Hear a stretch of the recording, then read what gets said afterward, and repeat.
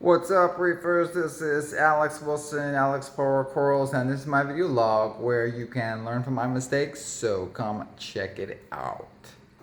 Alright guys, so here's a shot of my aquarium today, and that's right, I got this, decided to take off the MP60 and I replaced it with this 2,500 gallons per hour innovative marine pump.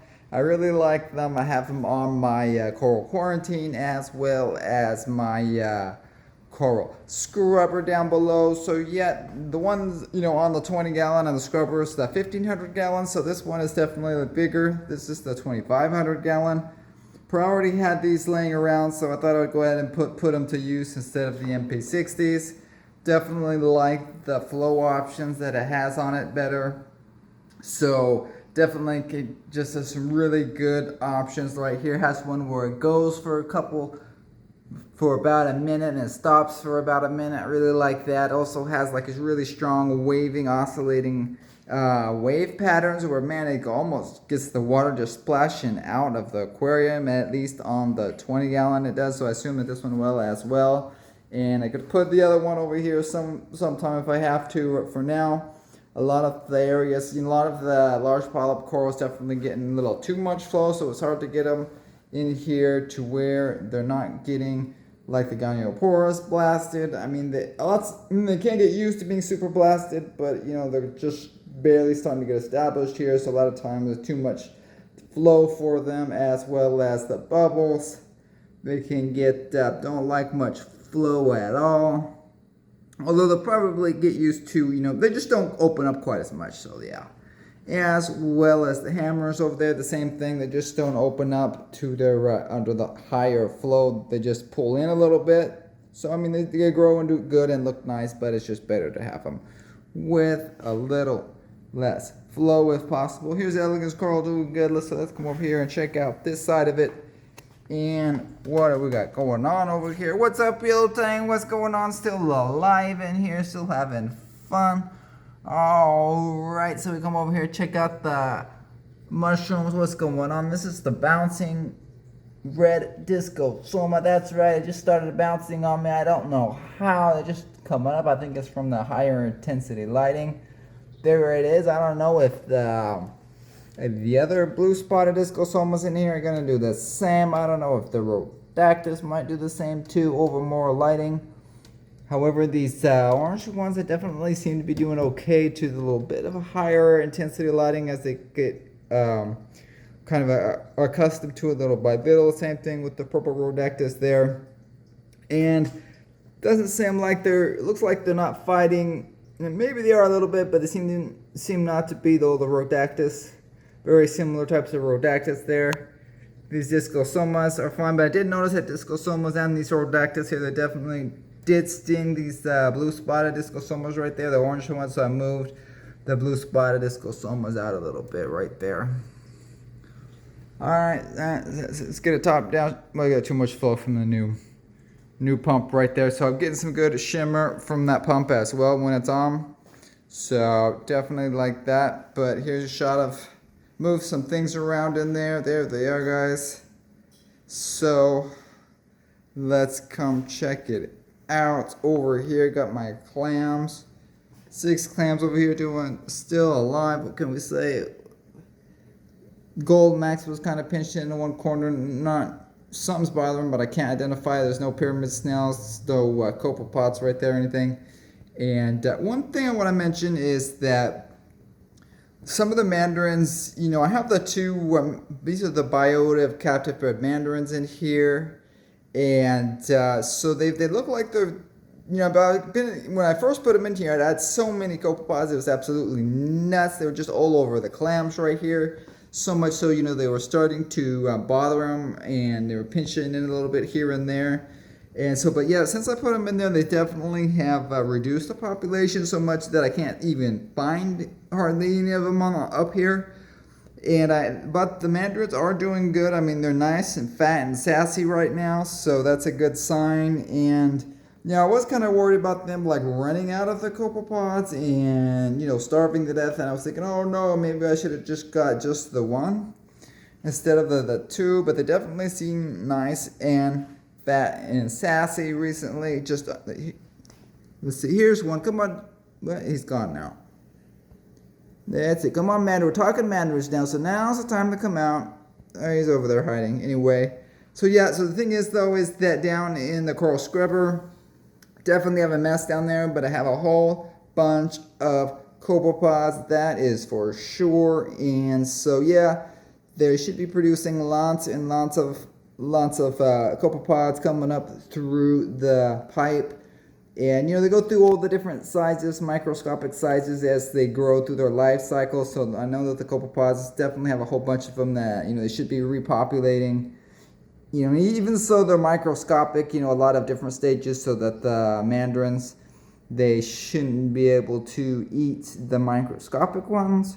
So yep, there he is, doing good. There's one shot of one of them. And so yeah, so check back for an update to see how these guys are doing, but definitely seem to be, I've never fed them, these are raised on the, when they were growing now, they said that they had been feeding them, they were on pellets and everything. So, when I first put them in here though, they just went straight for the copepods, and that was that. And so, in a reef with the live rock like this, it's hard to just put stuff down on the bottom, and have these guys go after them without having another fish eat it first, or have it just blow under the rock, right? So if they're in just like a small 10-gallon or 20-gallon aquarium, with a glass bottom and by themselves, well, yeah, you can feed them all day long by yourselves like that. But otherwise, much easier just to have your live rock going with all kinds of copepods, down in a refugium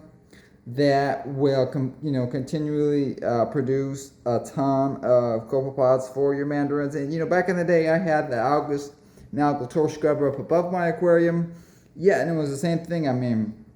I had tons and tons of copepods up there, and the one mandarin that I had at that time certainly was fat and sassy from the copepods dropping straight down from the algae scrubber. So it should be the same thing with my refugium here underneath in the scrubber area down there. So should be good there. Check back for next update. But I moved some of these guys around right here. Let's see.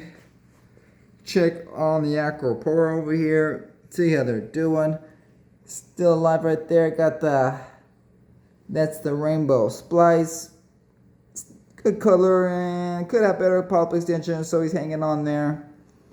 And then have this like a rainbow millipore right there. In the back, I'm not sure which one that one is exactly. It might be the yellow tips, or it might be one of the reddish stacks. I'm not sure. I got a couple of these frags mixed up over time as going on. I can't even remember. I'm going to have to go back and look at my own videos, see what exactly I got going on here. These are my green millipores. Okay, look good there.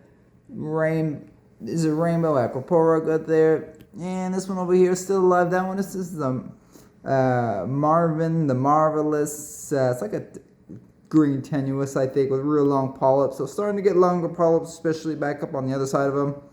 Might have to turn them around next time, get a better, get some better shots of them.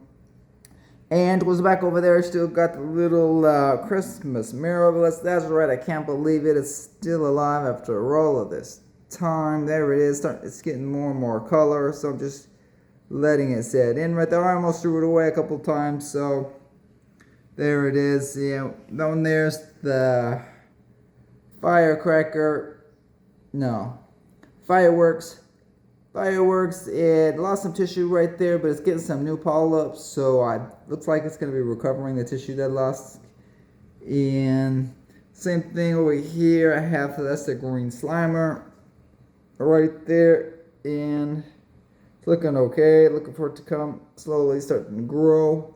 Then the back right there, that one is the radical red stag by Jason Fox. So looking good there. And then this one here, this is the purple or the blue body slimer, but it's definitely just a small speck left of it. It's kind of definitely has like a slowly going downhill. But these guys are doing better right here. Here's a shot of this Frankenberry Frankenberry table right there, looking good. Good red, starting to get some green on them.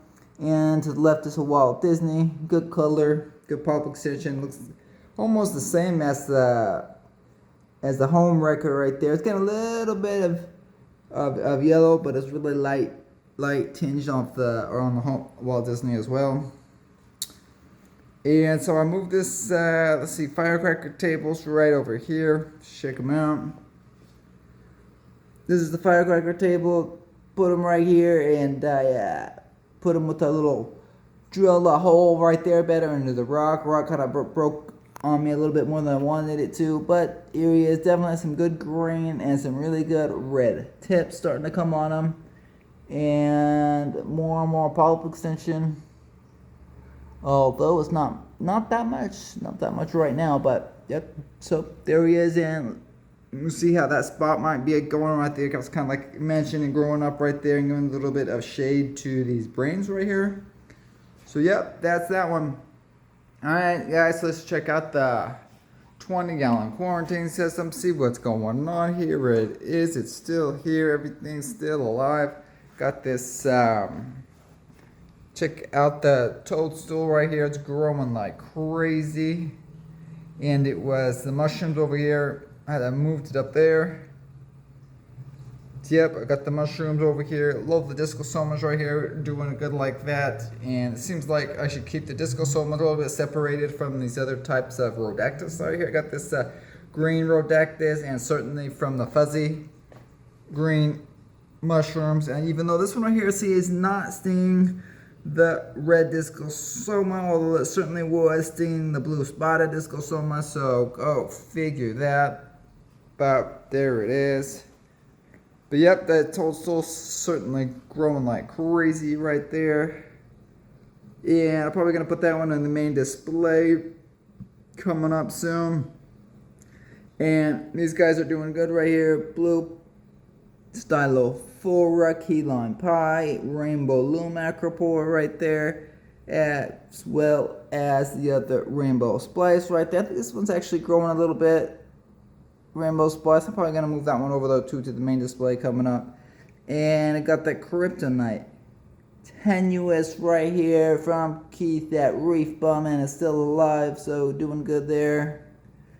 And the rainbow stylophora and my 3 green, orange, and purple branching digitatas. Yep. All right, guys. Well, I guess that's it. Oh yeah, let's see. Check out this green frog spawn right here. Frog spawn? No. Frog skin. Frog skin acropore. It's still alive, but it's definitely lightened up a little bit. So hopefully it's not lightening up too much that I'm gonna lose it. The other sides are really white. That's not getting as much light on them.